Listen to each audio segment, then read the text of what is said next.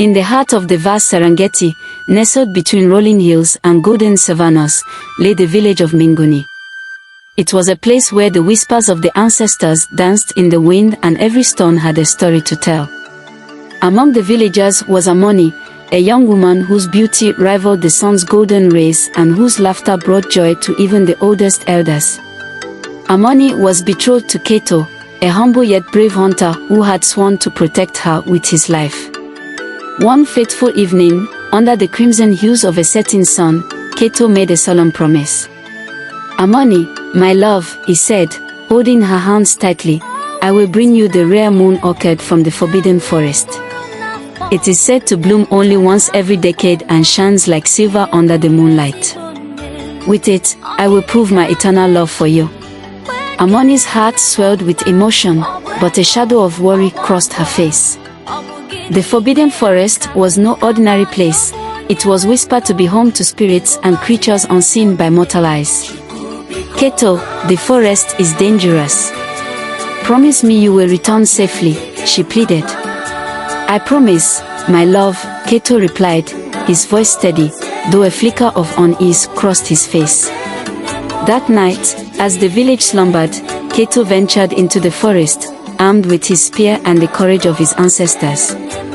The air grew colder, and the trees seemed to whisper secrets as he journeyed deeper.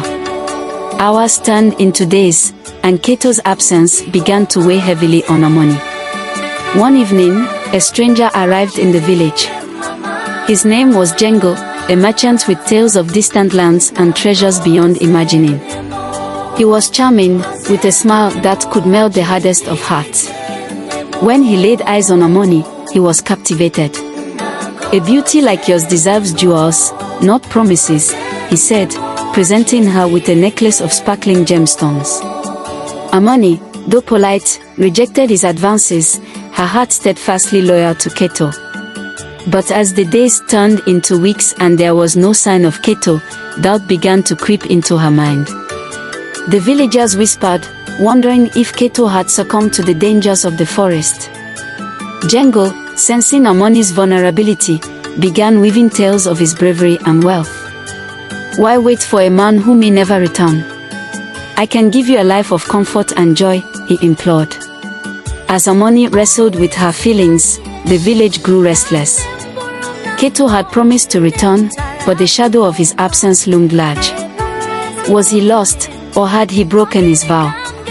Weeks turned into a month, and Kato's absence weighed heavily on Amani's heart. Though she remained loyal in spirit, doubt and fear began to cloud her resolve. Jengo's persistence grew, and his stories of heroism painted him as a savior, a man capable of giving her the stability she longed for. One evening, as the village prepared for a festival honoring their ancestors, Jengo approached Amani once more.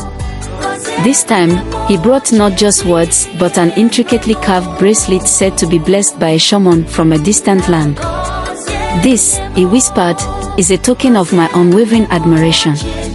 I would give you the word if you allowed me into your heart." Amani hesitated, her fingers grazing the smooth wood of the bracelet. Just then, an elder interrupted. Amani, a hunter, was seen at the edge of the forest. He carries a flower that glows like the moon. Her heart leaped. Could it be Kato? She ran to the village gates, the bracelet forgotten in the dust. But when she arrived, there was no Kato, only an injured hunter from a neighboring village, clutching a similar flower. "I found this near the forbidden forest," he said weakly. There was a struggle. "I saw signs of battle." Amani's knees buckled. The villagers murmured, their whispers filled with foreboding. Jengo seized the moment. "This is what I feared. Kato's ambition has cost him dearly. Let me protect you, Amani. Let me be the man he could not." Torn between hope and despair, Amani's mind swirled with uncertainty. The moon orchid was proof Kato had ventured deep into the forest, but the injured hunter's tale hinted at danger. Could Kato still be alive, or had he fallen victim to the forest's dark secrets? As night fell, Amani resolved to find the truth.